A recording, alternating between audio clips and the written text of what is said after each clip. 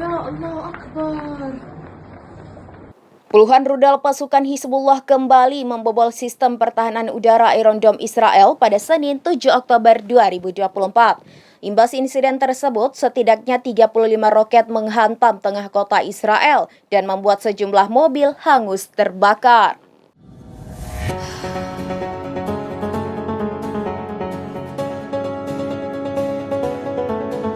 Puluhan roket pasukan Hizbullah kembali membobol sistem pertahanan udara Iron Dome Israel pada Senin 7 Oktober 2024.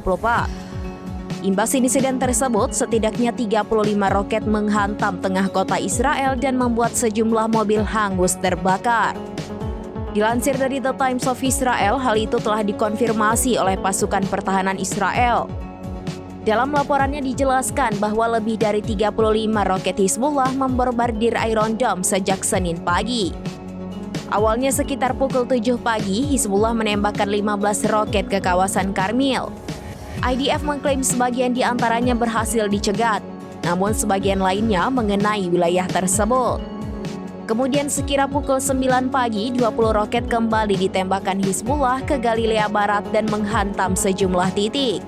Bahkan sejumlah mobil hangus terbakar usai tersambar belasan roket Hizbullah.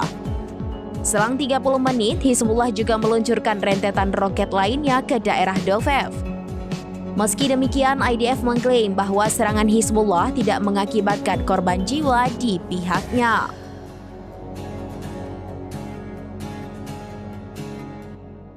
Demikian informasi terkini Syederalun, saksikan terus informasi lainnya, jangan lupa like dan share seluruh akun serambinews.com.